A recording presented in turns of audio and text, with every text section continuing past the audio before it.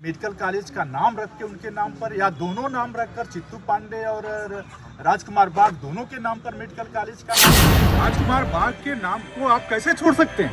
जिस आदमी के यहाँ कोड़ों से मारकर शहीद हुआ, राजकुमार बाग के प्रतिमा पर बुलडोजर लगा करके गिरा देगी, उनका कहीं जिक्र नहीं होगा तो फिर हम क्या कर पाएंगे?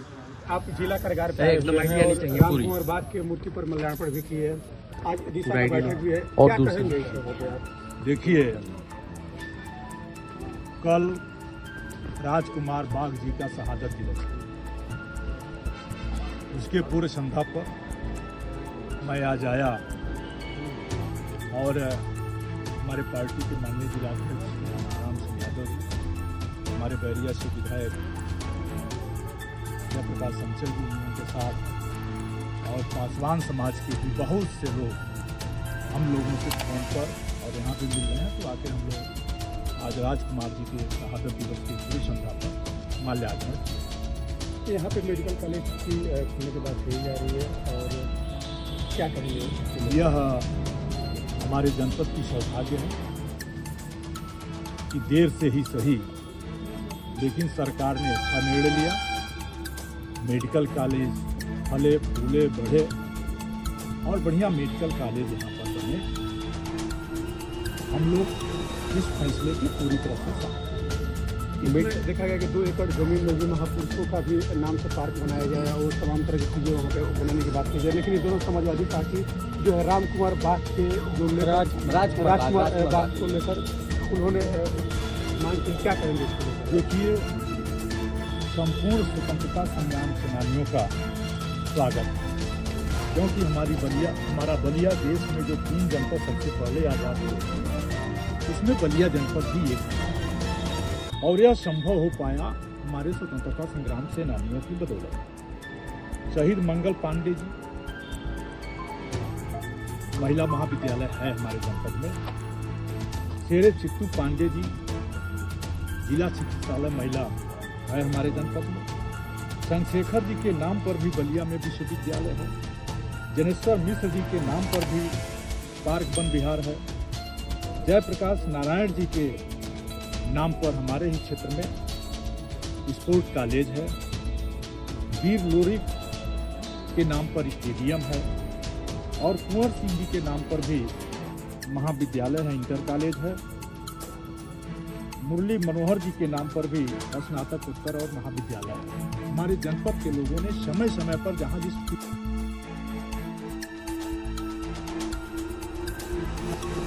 सेनानियों को महत्व दिया और सम्मान किया, ठीक उसी तरह से राजकुमार बाग जो पकड़े गए, यहाँ पर लाए गए और आपको ताजुब होगा कि अंग्रेजी हुकूमत ने कोड़ों से मारा और तब तक मारा जब तक उनकी वो शहीद नहीं। और इसी स्थान पर, इसी जेल में, तो जब जेल का नाम परिवर्तन करके मेडिकल कॉलेज रखा जा रहा है, तो फिर हम एक स्वतंत्रता संग्राम सेनानी को, राजकुमार बाग को कैसा सम्मान कर रहे हैं कि उस स्थान के नाम में कहीं उनका जिक्र नहीं, पार्क के नाम में कहीं उनका जिक्र नहीं। इसलिए हम सभी स्वतंत्रता संग्राम सेनानियों का स्वागत करते हैं, इज्जत करते हैं, लेकिन राजकुमार बाग के सम्मान की लड़ाई समाजवादी पार्टी लड़ती रहेगी। और मैं कहूँगा, सत्ता पक्ष के लोगों से भी कहूँगा कि जितने भी स्वतंत्रता संग्राम सेनानी हो सबका सम्मान हो, लेकिन राजकुमार बाग जी का भी सम्मान हो और वह लोग खुद सोचें कि राजकुमार बाग को पार्क बनाकर अगर उनको सम्मान दे रहे हैं, मेडिकल कॉलेज का नाम रख के उनके नाम पर या दोनों नाम रखकर चित्तू पांडे और राजकुमार बाग दोनों के नाम पर मेडिकल कॉलेज का नाम देते, कैसे जेल परिसर में और राजकुमार बाग की उपेक्षा राजकुमार बाग के चाहने वाले बर्दाश्त नहीं करेंगे और राजकुमार बाग को मानने वाले इस लड़ाई को और समाजवादी पार्टी इस लड़ाई को किसी हद तक लड़ेगी। यानी कि जो मेडिकल इस संसदीय क्षेत्र में विधायक हैं बीजेपी के कीर्ति सिंह, उन्होंने मुसलमानों को अलग मुसलमानों को वोट देने की बात की, क्या करेंगे? जब वह प्रधान से लेकर प्रधानमंत्री तक शपथ लेता है तो यही कहता है हम बिना राग और द्वेष के देश चलाएंगे, इस बात की हम संविधान में शपथ लेते हैं। आप लोग भी इस बात को जानते हैं। तो यह तो सीधे सीधे जो शपथ लिया गया उसका अपमान है।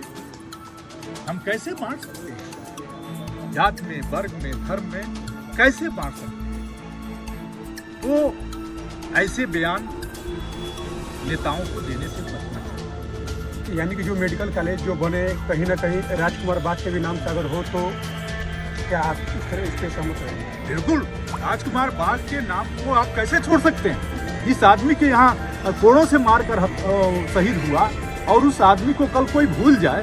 आपने जमीन मेडिकल कॉलेज की जमीन 12 एकड़ कर दी मेडिकल कॉलेज के नाम से, 2 एकड़ जमीन पार्क के नाम से कर दी। फिर निर्माण कंपनियां आएंगी, कार्यदायी संस्थाएं आएंगी और राजकुमार बाग के प्रतिमा पर बुलडोजर लगा करके गिरा देगी, उनका कहीं जिक्र नहीं होगा तो फिर हम क्या कर पाएंगे? ये सवाल है। श्रेय किसको देना चाहेंगे जो मेडिकल कॉलेज आया है? ये तो भाई राजनीतिज्ञों का श्रेय है, राजनीतिज्ञों का श्रेय है।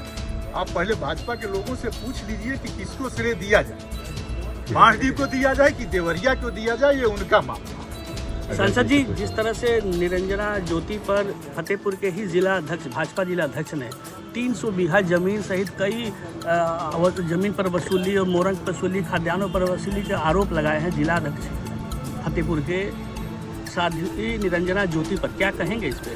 साध्वी निरंजना ज्योति के बयान को देखिए, एक साध्वी पर लूट और खसोट और जो भ्रष्टाचार। विधायक हैं भारतीय जनता पार्टी के, उनके बयान को भी आप लोग सुन रहे हैं। भारतीय जनता पार्टी कहती है कि सारे अपराधी जेल में चले गए हैं या प्रदेश छोड़ करके भाग गए, लेकिन सही माने सारे अपराधी प्रदेश छोड़ करके आ गए हैं और अपराध छोड़ भाजपा में शामिल हो, सारे अपराधी भाजपा में शामिल हो गए हैं। ये गरीबों का घर उजाड़ रहे हैं, जमीनें कब्जा कर रहे हैं, मकाने कब्जा कर रहे हैं, अपराध में लीन है, गांव में चलना दुर्भर हो गया है, भ्रष्टाचार का आलम इतना, लेकिन अकूत संपत्ति खड़ा करने में लगे हुए। सरकार बनेगी तो जांच भी होगी, सर कराएंगे क्या? आवाज से जांच कराएंगे। हाँ? हमारे नेता अखिलेश यादव निश्चित जी जांच कराएंगे। जांच कराएंगे। और सर एक चीज और, जिस तरह से पूरे देश में इस समय औरंगजेब का मुद्दा, विकास छोड़ करके औरंगजेब का मुद्दा छाया हुआ है, तो जितना औरंगजेब तो अपने जमाने में चर्चित नहीं था, उससे ज़्यादा इस समय चर्चा में है। जनता पार्टी की हिंदू मुस्लिम करने की आइडिया, हिंदू नौकरी से नौकरी हिंदू की नहीं लग रही, कोई बहस नहीं। हिंदू मारे जा रहे हैं, कोई बहस नहीं। हिंदू कुंभ में हजारों हिंदू गायब हैं, उनकी संख्या भारत सरकार नहीं बता पाई, प्रदेश सरकार ने भी बताया तो झूठ बताया। और देश का सबसे पहला आतंकवादी कौन था? औरंगजेब राजतंत्र का राजा था, लोकतंत्र का राजा नहीं था। उस समय राजा महाराजा होते थे और राजा महाराजाओं को इसका सवाल देना चाहिए, जवाब देना चाहिए कि जब राजतंत्र था तो राजतंत्र में अंग्रेज इन पर मुगल आक्रांता भारी कैसे हो जाती है? ये लोकतंत्र है। लोकतंत्र का पहला आक्रांता कौन था? आप लोग सर्च करिए। महात्मा गांधी को, भारत के राष्ट्रपिता महात्मा गांधी को लोकतंत्र में, राजतंत्र में बात नहीं करता। औरंगजेब या जो भी आक्रांता आए वो सब राजतंत्र में आए, लोकतंत्र में किसी आक्रांता की कुवत नहीं है कि भारत देश पर आंख दिखा सके। राजतंत्र में आए हुए आक्रांताओं की जिक्र आज क्यों लोकतंत्र में? आज तो लोकतंत्र में जिक्र होनी चाहिए कि जिसे राष्ट्रपिता कहा गया, जिसे महात्मा गांधी किया गया, उनको मारने वाला आक्रांता कौन था और वह आक्रांता की विचारधारा आज सत्ता चला रहा है। कौन था पता कर। ठीक है।